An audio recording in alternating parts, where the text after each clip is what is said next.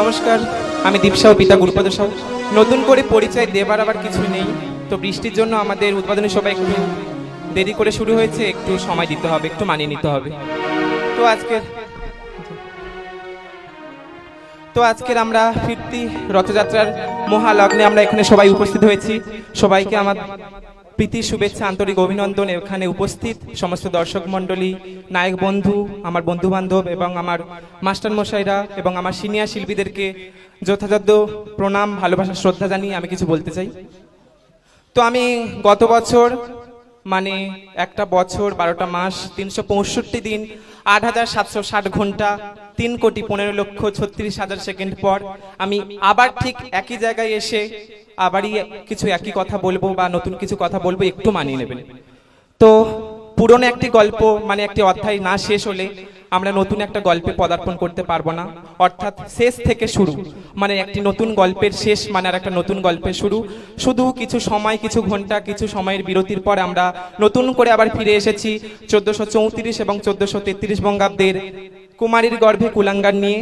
আপনারা অবশ্যই ভালোবাসা দেবেন।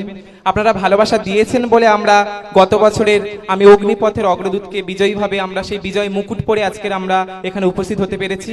শুধু আপনাদের নয়, প্রত্যেকটা প্যান্ডেলের কমিটি এবং প্রত্যেকটা প্যান্ডেলের দর্শকদের এবং সোশ্যাল মিডিয়া অর্থাৎ ফেসবুক, ইউটিউব, ইনস্টাগ্রামের সমস্ত মানুষদের ভালোবাসায়, ওনাদেরও সাপোর্টে আমরা যে যুদ্ধটা জয়ী হয়েছি, আজকের তারই বিজয় মুকুট, এক অদৃশ্যমান বিজয় মুকুট পরে আমরা এখানে উপস্থিত হয়েছি।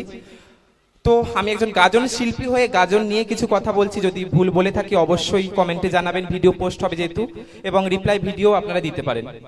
তো আমি যেহেতু একজন গাজন শিল্পী, বেশি দিন গাজন জগতে আসিনি, তো এই গাজন জগতে এসে বুঝতে পারছি যে অনেকেই বলেন যে আমি প্রথম বছর ছিলাম অরবিন্দ পাইক সুশান্ত হালদারের দলে নাট্যধারায়, তার পরের বছর থেকে আমি ইয়াকুব হাসানের প্রতিষ্ঠিত জয়মাকালী দলে এসে কাজ করছি। তো তারপর থেকে যখন এই দলে এসে কাজ করি 5-6 বছর এই দলে আমার কাজ করা হচ্ছে। অনেকেই বলেন তোরা তো মেদিনীপুরে গান করিস, এটা মেদিনীপুরের টিম, তোদের চাপ কিসের? আরে এখানে এসে দেখুন, আমরা তো শিল্পী, আমাদেরকে ওপারেও গান করতে হবে, এপারেও গান করতে হবে। আমরা তো শিল্পী, আমরা কাঁদাতে পারি, আমরা হাসাতে পারি, আমরা নিজেরা কাঁদতে পারি, হাসতে পারি।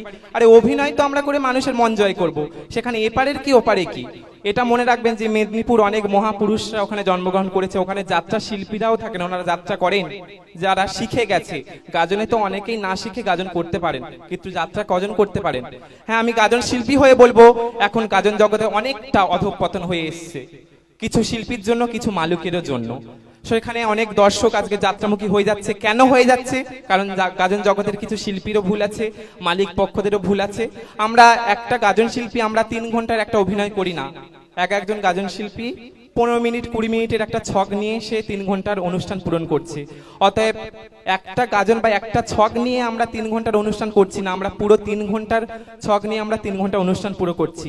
একটা ছক করে কারো নাম হয়েছে কি হয়নি তার পা ভার হয়ে যায়, তার ডিমান্ড বেড়ে যায়, তখন অন্য মালিক তাকে টাকার প্রলোভন দেখিয়ে তাকে অন্য দলে নিয়ে যাওয়ার চেষ্টা করে।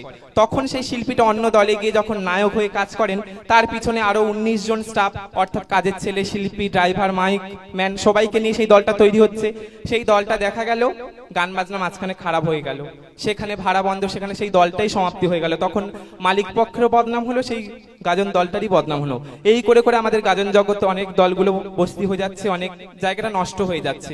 অতএব নাই বা করলেন বেশি টাকা ইনকাম, নাই বা করলেন অনেক নাম, থেকে দেখুন না, থেকে দেখুন না একটা দলে বছরের পর বছর থেকে দেখুন না যে একটা লাঠি আমরা সহজেই ভেঙে দিতে পারি, কিন্তু আমরা যখন 10টা লাঠি এক জায়গায় করে আমরা সেটাকে ভাঙার চেষ্টা করি তখন অনেকটাই কষ্ট হয়। অতএব একটা লাঠি হয়ে নয়, 10টা লাঠি হয়ে একটা দলে কাজ করুন, অবশ্যই গান বাজনা ভালো হবে। আমরা চেষ্টা করলে অবশ্যই গান বাজনা আমরা ভালো করতে পারবো। তাছাড়া এই কথা আমি বলতে চাই যে গাজন জগতের মালিকদের পক্ষ থেকে বা শিল্পীদের পক্ষ থেকে আমরা সম্পূর্ণ মালিকদের চুষে নিতে পারি না। অতএব রক্তচোষার যোগ না হয়ে একটু মালিকদের দিকেও তাকান। আমরা সেই মালিকের মুখ চেয়ে এই গাজন অনেকের পেশা, অনেকের জীবিকা, অনেকের নেশা, তো অনেকের পেটের ভাতও। অতএব নিজেদের পেটের ভাত যে মালিকের কাছ থেকে আপনারা গ্রহণ করছেন, সেই মালিককেও পেটের ভাত জোগানোর সুযোগ করে দিন, তবে তো উনি আর 19 জন স্টাফের বা 20 জন স্টাফের পেটের ভাত উনি জোগাবেন। অতএব রক্তচোষা যোগ না হয়ে মানবিকতার মানুষ হন। এবং একই সঙ্গে ভ্রাতৃত্ববোধ বজায় করে একই দলে কাজ করুন, এটাই আমার বক্তব্য। তো আরো অনেকেই আছে, আমরা যখন মেদিনীপুর থেকে 24 পরগনায় গান করতে আসি তখন অনেক প্যান্ডেলই বলেন, আরে আপনারা সকালে চলে এসেছেন, আমরা তো জানি সন্ধ্যেবেলা আসবেন। এই কথাটা আমাদের কেন শুনতে হবে? আমরা কি অর্কেস্ট্রা করি না আমরা ডান্স হাঙ্গামা করি যে রাত্রেবেলা ঢুকবো, চাউমিন খাবো, 3 ঘন্টা গানের সঙ্গে নেচে দেবো? আরে আমরা গাজন শিল্পী, আমরা সকাল থেকে যাব, সকালে সমস্ত কমিটিদের সঙ্গে ভ্রাতৃত্ববোধ বজায় রাখবো, সমস্ত দর্শক মণ্ডলীদের সঙ্গে ভ্রাতৃত্ববোধ বজায় রাখবো।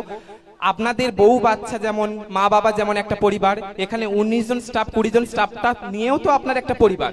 অতএব ওই পরিবারেও আপনার যেরকম 15 দিন সময় দিচ্ছেন, এখানেও তো আপনাদেরকে 15 দিন সময় দিতে হবে। ওটাও যেমন আপনার পরিবার, এটাও তো আপনাদের পরিবার।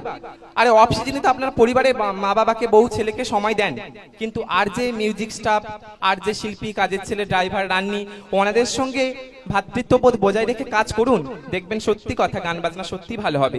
গান বাজনা শুধু রাগ হিংসা নয়, গান বাজনা মনের মিল, গান বাজনা ভালোবাসার, গান বাজনা মায়া মমতা স্নেহের। অতএব সেই স্নেহ মায়া মমতা বজায় রেখে একসঙ্গে কাজ করুন। অনেকেই তো রান্না ভাতে এসে থালায় বসে খেয়ে নিতে পারেন, কিন্তু রান্না করে ভাত বেড়ে কজন খেতে পারেন? অতএব দায়িত্ব নিতে শিখুন, নিজেরা ভালো থাকুন, অপরকে ভালো রাখার চেষ্টা করে গান বাজনা বজায় রাখুন। তো এই বলে আমার ক্ষুদ্র বক্তব্য শেষ করছি। তো আরেকটি কারণ না বললেই নয়, তো গাজন জগতে যে যেরকম শিল্পী তাকে সেরকমই কাজ দিন। আলু এবং শাঁক আলু, আলুকে পুজোর কাজে লাগিয়ে শাঁক আলুকে রান্নার কাজে লাগানো যায় না।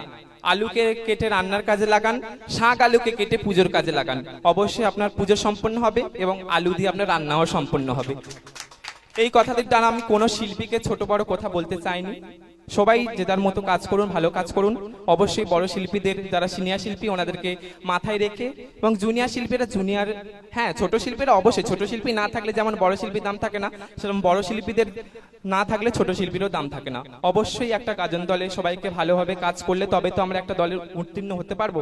তো শেষে সবাইকে ভালোবাসা শ্রদ্ধা জানিয়ে প্রত্যেকটা প্যান্ডেলের কমিটি এবং দর্শক মণ্ডলী, এখানে উপস্থিত মাস্টার মশাইকে প্রণাম, ভালোবাসা, শ্রদ্ধা জানিয়ে আমি আমার বক্তব্য শেষ করছি। সবাই ভালো থাকবেন, সুস্থ থাকবেন। ভগবানের কাছে কামনা করি সবাই ভালো থাকবেন, এবং ভগবান তুমিও ভালো থেকো, কারণ তুমি ভগবান না ভালো থাকলে আমরা ভালো থাকবো কি করে? নমস্কার।